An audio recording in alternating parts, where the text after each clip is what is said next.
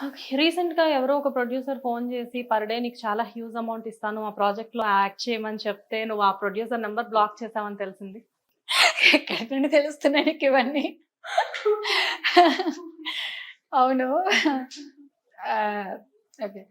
అంటే తెలీదు నాకు యాక్చువల్‌గా. అంటే వాళ్ళు ఎంత పెద్ద ప్రొడ్యూసరో ఐడియా లేదు. చెప్పడం అయితే చెప్పారు. రెమ్యూనరేషన్ ఎంత నాకు తెలుసు పర్ డే. కానీ నీకు మూవీ రెమ్యూనరేషన్ ఎంత కూడా నాకు తెలుసు. ఎందుకంటే ఆహ్, మనం క్లోజ్ కాబట్టి. బట్ నీకు అంత పెద్ద హ్యూజ్ రెమ్యూనరేషన్ ఇచ్చినప్పుడు, ఇస్తానన్నప్పుడు జనరల్‌గా లోపల ఒక ఆశ ఉంటుంది. మేబీ నేను గ్లామరస్‌గా ఉన్నాను. ప్లస్ ప్రెజెంట్ ఫార్మ్‌లో ఉన్నాను అని చెప్పి. కానీ నీకెక్కడ డౌట్ కొట్టింది? వెంటనే నంబర్ బ్లాక్ చేసేయడం అంటే?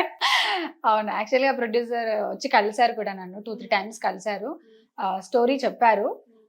నాకు స్టోరీ విన్నప్పుడే కొంచెం డౌట్ అనిపించింది. Because it's a regular story. అంటే ఒకరు అంత హ్యూజ్ అమౌంట్ పెట్టి ఒక ప్రాజెక్ట్ చేస్తున్నప్పుడు మనకర్థమవుతుందన్నమాట. ఆ ప్రాజెక్ట్‌కి అంత హ్యూజ్ అమౌంట్ వర్తబుల్లా కాదా అనేది. సో, నాకాయన చెప్పినప్పుడు అనిపించిందన్నమాట. నాకిచ్చే రెమ్యూనరేషన్ ఆయన చెప్పేది చాలా ఎక్కువ. చాలా ఎక్కువ. నేనెప్పుడు తీసుకోలేదు. షాక్ అయ్యాను. ఏంటి అంత రెమ్యూనరేషనా అని చెప్పి. చాలా ఎక్కువ. సో, నాకక్కడ డౌటొచ్చిందొకటి. తర్వాత ఫస్ట్ మీట్‌లోనే హి సెడ్ కంపల్సరీగా నువ్వుంటావు ఒక హీరోయిన్ గాని చెప్పేసారు. అక్కడ కొంచెం డౌటొచ్చింది. తర్వాత హి started calling me again and again and again.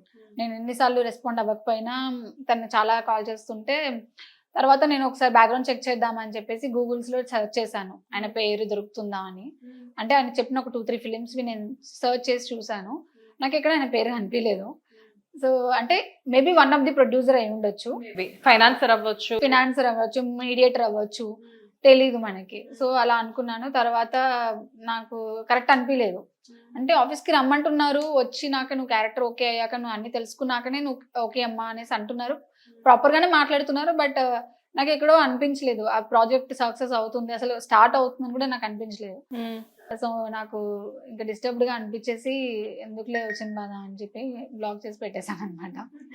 తర్వాత నాతో పాటు ఎవరెవరికైతే కాల్ చేశారో వాళ్ళని కూడా ఒకసారి కాల్ చేసి కనుక్కుంటే, నాకు కూడా ఇలాగే అయింది. బట్ ఇంతవరకు మళ్ళీ నన్ను పిలవలేదు అన్నారు. నేను కట్ చేసిన తర్వాత ఆయన అందరిని కట్ చేసినట్టు అర్థమైంది. ఓహ్! సో, మొత్తానికి కరెక్ట్ చేశాను అన్న ఒక ఫీల్ అయితే ఉంది. అంటే బేసిక్‌గా ఒక ఆర్టిస్ట్ అంత దూరం ఆలోచించడం కూడా చాలా గ్రేట్ అది. అంటే ఇదే ప్రాబ్లమ్ ఏంటంటే మనీ అవసరం అనేది అందరికీ ఉంటుంది. కానీ వెంటనే వచ్చింది కదా అని తీసేసుకుంటే దాంతో పాటు సమస్యలు కూడా చాలా వస్తాయన్నమాట. సో, అందుకనే ఏదైనా కష్టార్జితమే మంచిది. ఆ ప్రొడ్యూసర్ నీతో ఏమైనా రాంగ్‌గా మాట్లాడడం? లేదు. అస్సలేం లేదు. ఇంకా హి యూజ్డ్ టు కాల్ మీ చెల్లి. చెల్లి, చెల్లి అని మాట్లాడతారు. సిస్టర్ నువ్వు నాకు అన్నట్టు మాట్లాడతారు. But what I think is ఒక ప్రొడ్యూసర్ లాగా మాట్లాడితే I am so happy. But నీకు చెల్లి అని కూడా మాట్లాడాల్సిన అవసరం ఏంటి? అంటే నువ్వు అంత రిలేషన్ తీసుకోవాల్సిన అవసరం ఏంటి ఒక ఆర్టిస్ట్ తోటి? నీ నీకేంటి నీ producer. You are not a assistant director. You are not a director. You are the producer. So, you are giving the money to me. So, మీరంత తగ్గిపోయి నాతో మాట్లాడాల్సిన అవసరం లేదు ఫస్ట్ థింగ్. సో, అలా మాట్లాడుతున్నారంటే maybe he is not the correct person to do the films. ఎంతకాలం అవుతుంది విజయ నువ్వు వచ్చి ఇండస్ట్రీకి? 2.5 ఇయర్స్. 2.5 ఇయర్స్. డెబ్యూ ఇదే కదా! శ్రీవల్లియే కదా! హీరోయిన్‌గా. హీరోయిన్‌గా. డెబ్యూ ఇదే. యాస్ ఎ ఆర్టిస్ట్‌గా అయితే I did 'Kasturi' serial and 'బంగారు పంజరం' సీరియల్.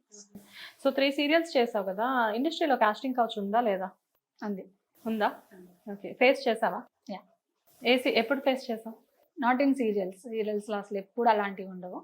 మూవీస్‌లో కూడా చెప్పాను కదా! కొంతమంది బ్యాచ్ అలా ఉంటాయి. అది కూడా ప్రాపర్‌గా నేను చెప్పను. నేను వచ్చి 2.5 ఇయర్స్ అవుతుంది. మేబీ ఐ థింక్ 6థ్, 7థ్ మంత్ ఆ టైంలో ఫేస్ చేశాను. డైరెక్ట్ వాళ్ళు నన్ను అడిగితే నో సార్ అని చెప్పేసాను. దెన్ ఫైన్ అంతే. నన్నెవరు ఫోర్స్ చేసింది లేదు. వల్గర్‌గా మాట్లాడింది లేదు. ఏం లేదు. సో, క్లీన్‌గా వాళ్ళు డైరెక్ట్ ఫేస్ టు ఫేస్ అడిగారు. Face to face I give him answer. సరే నువ్వు కమిట్మెంట్స్ అనేది ఎక్కడ కూడా ఇవ్వకపోయినా గానీ, ఎవరో కావాలని చెప్పి నీ గురించి ఎందుకు నెగెటివ్‌గా స్ప్రెడ్ చేశారు? అంటే జనరల్‌గా నీ నేచర్ నాకు తెలుసు. నువ్వెలా అంటే ఫ్రెండ్లీగా ఉండే అమ్మాయివి. ప్లస్ నువ్వు ఎంత వరకు మాట్లాడాలో అంతవరకే మాట్లాడతావు. ఎవరితో అయినా మరీ క్లోజ్‌గా మూవ్ అవ్వవు. అలా అని చెప్పేసేసి అసలు అంటి ముట్టినట్లు కూడా ఉండవు. అలాంటి నీ మీద అంత కక్ష గట్టి, నీ గురించి అంత నెగెటివ్‌గా స్ప్రెడ్ చేయాల్సిన అవసరం ఎందుకు? అంటే అదే చెప్పాను కదా! స్టార్టింగ్‌లో ఐ డోంట్ నో ఎనీథింగ్. అసలు ఆర్టిస్ట్‌లు ఇలా ఉంటారు. బ్యాక్‌గ్రౌండ్ లేకుండా వచ్చిన అమ్మాయివి. యాహ్! అస్సలు తెలీదు. సో, ఆ టైంలో ఒక పర్సన్ మేము ఇట్లా కాస్టింగ్ చేస్తాము, ప్రాజెక్ట్స్ ఇప్పిస్తాము అనేసి అన్నాడు. అంటే నేను ఎప్పుడు చూడలేదు. ఒక కాస్టింగ్ అతను ఒక బుక్ తీసుకొని వచ్చి ఏదో ఒక లెక్చర్ ఇచ్చాడు నాకు ఒక 2 అవర్స్ ఫోన్‌లో. అంటే ఇలా ఉంటది, ఇలా ఉంటది, ఎలా ఉంటది, ఇలా ఉంటదని చాలా లెక్చర్ ఇచ్చేసాడు. అయిపోయాక అగ్రీమెంట్ లాగా ఉంటుందని చెప్పి ఒక బుక్ తీసుకొచ్చి తనే రాసి నాతో సైన్ కూడా చేయించుకున్నాడనమాట. సైన్ చేయించుకున్నాక ఓకే అనుకున్నాను. వాట్ హి సెడ్ అంటే నీకేదైనా ప్రాజెక్ట్ వస్తే అది నా నుండి రావచ్చు, వేరే వాళ్ళ నుండి రావచ్చు. అందులో నుండి పర్సెంటేజ్ అమౌంట్ నాకివ్వాలి అన్నాడు. సో ఫస్ట్‌లో నాకేం తెలీదు కాబట్టి మేబీ అలాగే ఇవ్వాలేమో అనుకోని I said okay. I started one project with him.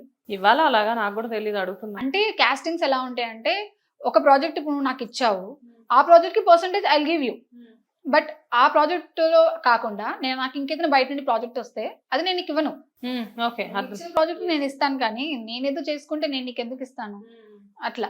అది మేనేజర్ చేస్తాడు అలాగా. మేనేజర్ అయితే ఎవ్రీ ప్రాజెక్ట్‌కి అతను పర్సనల్ మేనేజర్ అలా చేసుకుంటాడు. ఈ కాస్టింగ్ అతనికి అవసరం లేదు కదా! వాళ్ళు ఇచ్చిన ప్రాజెక్ట్‌కే మనం డబ్బులు ఇస్తాము. సో ఇతను ఏంటంటే నీకేదొచ్చినా నాకు ఇయ్యాలి అని అన్నాడు. కొన్ని రోజులు ఇచ్చాను కూడా. నాకు తెలియకుండానే నేను అప్పుడు ఎంత 1500, 2000కి చేసే అమ్మాయిని ఆ టైంలో కూడా నాకు వచ్చిన దాంట్లో 1000, 500 అలా ఇచ్చేసాను అనమాట. దెన్ నాకు ఆర్టిస్ట్ ఒక ఆమె చెప్పిందనమాట. అలా ఉండదు, ఇలా ఉండదు, ఇది ప్రాసెస్ కాదు, తను ఎవరో నిన్ను మోసం చేస్తున్నాడు అని చెప్తే నేను అప్పుడు అడిగాను అతన్ని, ఎందుకు ఇలా చేస్తున్నారు అని అంటే నేను నీకు మేనేజింగ్ చేస్తున్నా అన్నాడు. నేను అడగలేదు కదా మేనేజింగ్ చేయమని.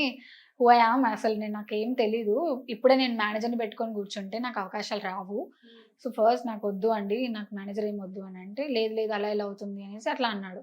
నేను వద్దంటే వద్దని చెప్పేసి కట్ చేసేసాను అతనితోటి మొత్తానికి. So what he feel like అంటే ఎప్పుడైతే నేను అతనితో ఒక ప్రాజెక్ట్ చేశానో అతనికి చాలా కాంప్లిమెంట్స్ వచ్చాయి. లైక్ ఈ అమ్మాయి బాగా ఎదుగుతుంది, నువ్వు అమ్మాయిని వదలొద్దు అన్నట్టుగా నా ముందే చెప్పారు అతనికి. సో మేబీ అతనికి అలా మైండ్లో పడిపోయింది. నేను ఎప్పుడైతే అతను కట్ చేశానో తనకి గ్రడ్జ్ పెరిగింది. అంటే నన్ను కాదనుకుని ఈ అమ్మాయి వెళ్ళిపోయింది.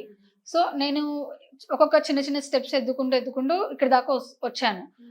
వాట్ హి ఫీల్ లైక్ నన్ను కాదనుకుని ఈ అమ్మాయి వెళ్ళింది కదా, నేనేం చెప్తాను అప్పుడు, కమిట్మెంట్ ఇచ్చింది కాబట్టి వెళ్ళింది, అది నా త్రూ వచ్చుంటే నీట్ గా వస్తుంది అని చెప్పేసి అలా కన్వే చేయడం స్టార్ట్ చేశాడు. అది ఎవరికి చెప్పాడు? నాకు తెలిసిన మెయిన్ వాళ్ళకి చెప్పాడు. వాళ్ళకి చెప్పాడు, ఇండస్ట్రీలో ఉన్న చాలా మందికి చెప్తుంటూ వెళ్ళాడు. ఈ అమ్మాయి అంటే ఈ అమ్మాయి అసలు ఇలానే వెళ్ళింది, ఈ అమ్మాయి అందుకే వచ్చింది, లేకపోతే ఎందుకు వస్తుంది, బ్యాక్గ్రౌండ్ లేని అమ్మాయి ఇక్కడ దాకా ఎలా వస్తుంది, అలా స్టార్ట్ చేశాడు అనమాట. అది నాకు నా ఫ్రెండ్ చెప్తే నేను మా బాబాయ్ అని చెప్పి ఒక పర్సన్ తోటి వార్నింగ్ ఇప్పించాను. అలా అయిన తర్వాత ఇంకెప్పటి వరకు ఏం టాక్ లేదు.